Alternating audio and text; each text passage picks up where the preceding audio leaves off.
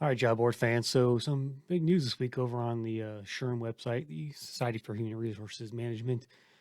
My buddy Roy Maurer is covering the story on Indeed. They are shifting to a pay per application business model. So, pretty interesting. As of now, they are pay per click, of course. Employers pay them on a pay per click basis with a kind of a per job budget.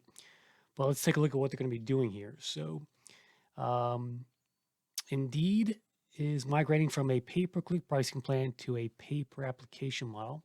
It's already existed. It's already begun that with some small employers, and they're going to roll it out fully sometime next year. This is a big change, said Maggie Hulse, their executive vice president and general manager for enterprise. She spoke at their Future Works conference held last week in New York. She explains that the paper per application option is a pricing model for jobs posted directly on Indeed. Whereas there's two variants here. Whereas pay per started application is primarily applicable for jobs indexed by Indeed from across the web. So what that means is basically it's apply clicks. It's people clicking from Indeed, going to the employer website and starting the application there, right? So it's kind of still in that aspect. It's kind of still a pay per click essentially because you don't know if that seeker is going to finish the application on the other end in terms of the ATS there. Let's see here. Hull said the transition among small employers is being reviewed. Employer feedback will be considered before the new pricing plan expanded to all employers in 2023.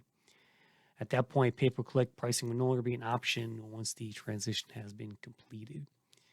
The main advantage of paper application model over a pay-per-click model is the reduction of unqualified, uninterested, and even fraudulent clicks that the employer pays for. With the new model, the employer pays for only what is truly wanted, a qualified candidate. So I think they're correct there. It's basically a way to not count clicks anymore. That could be just unqualified candidates. Now you're only going to get charged for people who actually apply to that job, which in theory should work in terms of getting more quality overall. Pricing will be determined by labor market conditions for the job, including job location, job title, and available seekers in the market. If the market is less competitive at the time of the posting, the cost per application may go down, but if it's more competitive, cost per application may increase.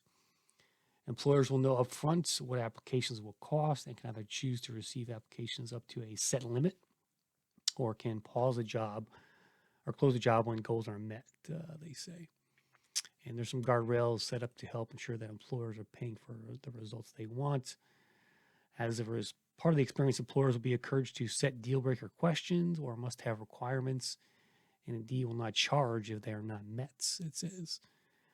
They're also testing the option to allow employers to reject an unqualified applicant who may have made it through the process and request a replacement. Interesting there. So, yeah, I mean, it's kind of big news, I think, for the industry. It's Indeed is so big that they've got they probably looked at the numbers and said, okay, this is still going to be just as profitable as pay-per-click pricing.